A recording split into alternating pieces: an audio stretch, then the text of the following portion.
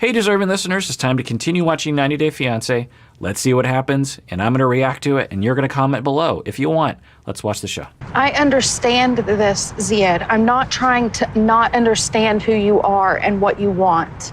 I just don't want to get married in the court. I don't know why you not like this. You not like... I waited 2 years for you to get here, and then because I won't marry you in 2 weeks, you want to go stay somewhere else. This is pretty disappointing.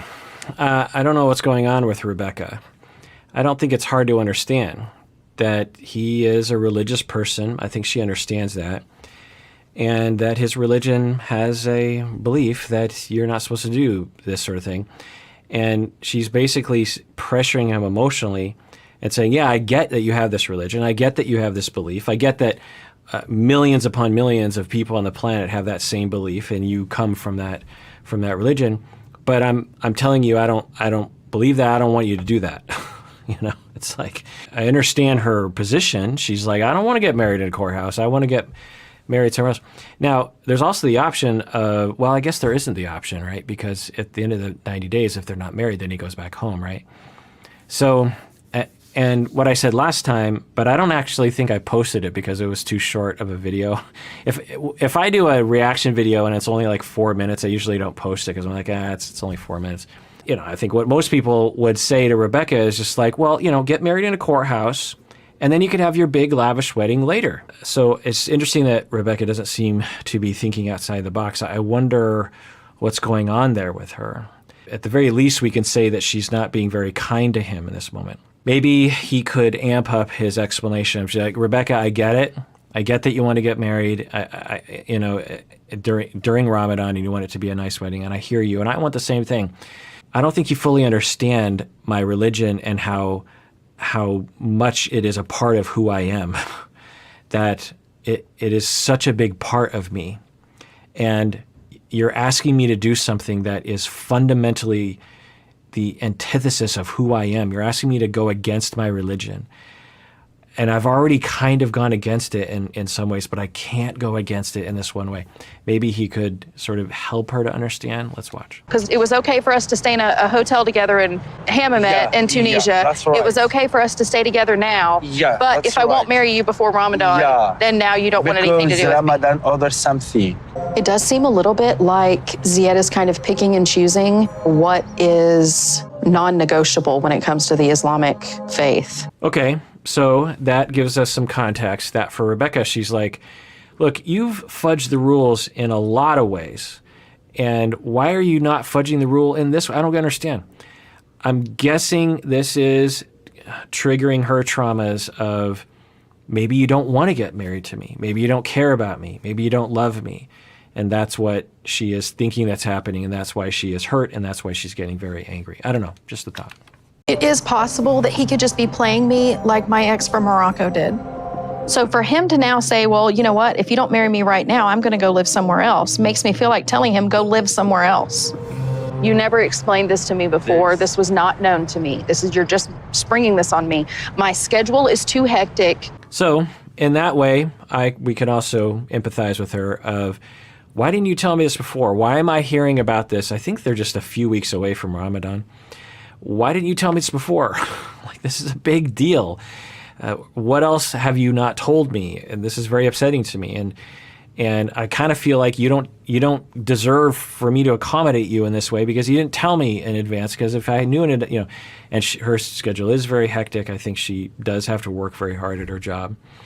So all that is valid, but how do you take care of each other and really speak from the heart and understand each other in this way? Because I think they're both coming from valid places. They don't have to fight. And that's what I would find a lot with the couples that I would treat, is that a lot of what people fight about, there's not an inherent disagreement. For example, they probably both agree that he is allowed to have his religion and that he can still live a religious lifestyle with the two of them in a relationship, that they aren't mutually incompatible. And they also probably both agree that they want to have a meaningful, nice wedding. So they're on the same page in a lot of ways. And as a couples therapist, that was often one of the things that I really focus on is trying to help people in situations like this to understand they're both on the same page, but there's a slight difference. They both agree on the fundamentals. There's just some differences on how they want to adjudicate that. For him, he's just like, I don't mind getting married in a courthouse. For her, it's like, I'll be damned if I get married in a courthouse. So maybe for Rebecca, if that's a complete deal breaker, she has, okay, well, I guess we can't really do the 90-day this time. We're going to have to reapply. Maybe that will be an option for her. I don't think she wants to do that, though. So I wonder if she'll come around. It is possible that he could just be playing me like my ex from Morocco did. So for him to now say, well, you know what, if you don't marry me right now, I'm going to go live somewhere else, makes me feel like telling him, go live somewhere else. Okay. So before, she was talking about how her ex from Morocco, this was kind of triggering her, in that her last relationship, there was sort of it was a bad relationship for her, and she was wondering if it was going to play out similar with Zied. And from my perspective, we don't have a lot of reasons to believe that Zied is going to be abusive and controlling and terrible. So drawing that connection seemed a little dubious. But it's not unusual to have traumas from your past that are affecting our present. And she gave a little bit more detail there that seemed to indicate that her second husband rushed the wedding forward, and that was a part of something that we remember with Rebecca when she went to Zied's town, and she was going to wear what she wanted to wear out on the town, and he said, no, you can't wear that. And she drew this line and said, no, I'm going to wear this, and I realize that you don't want me to, and I realize that you think the public isn't going to want me to wear this and show my tattoos, but I let my last husband control me, and I'm not going to let it happen this time. I draw the line. I understand your position. I get it, but I'm not going to do it. I'm just not going to give in. And so maybe this is another line that she's drawing in the sand. Now, I don't know if it's a kind ask of Zied to be flexible in that way, but it does give some context to the issue. But so let's see how they talk about it. Call Tiffany and see if you can stay there. You're going to go stay somewhere else. Because that's what you told me anyway. Well, we were apart for 2 years. I think 1 month won't kill us. Yeah, me too. I still 2 years to wait for marry you, not you only. What is the real reason you don't want to wait to get married? Here we go. So this would explain the whole thing.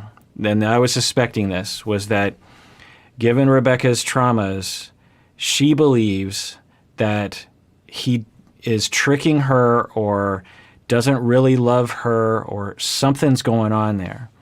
And so it can't just be that he's like, look, I have this religious thing. It's a very important thing to me. She doesn't trust that because of her past relationships where she's been hurt. And maybe she's correct. I mean, she knows Zied better than we do. But there's a possibility that Zied's being truthful about everything, and she believes that he is being deceptive about something, and that's why she's being so rigid about this. That's interesting. Do you know that this is the third time that you have said something about staying in your country or staying apart from me? Yeah, because now I am not happy. I don't know what I do, really. So this makes me really sad for the two of them. I thought that we weren't going to see a lot of conflict between the two of them, but it seems, the way it looks, that because of Rebecca's past traumas, it is causing what seems to be a distortion about Zied trying to deceive her.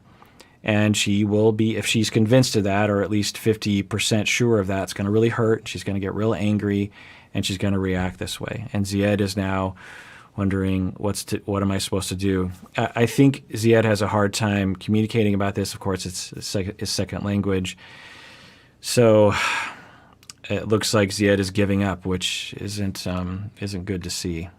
I'm pulling for these two, I guess. All right. Well, that does it for that episode of Psychology in Seattle. Everyone out there, please take care of yourself because you deserve it. You really, really, really do.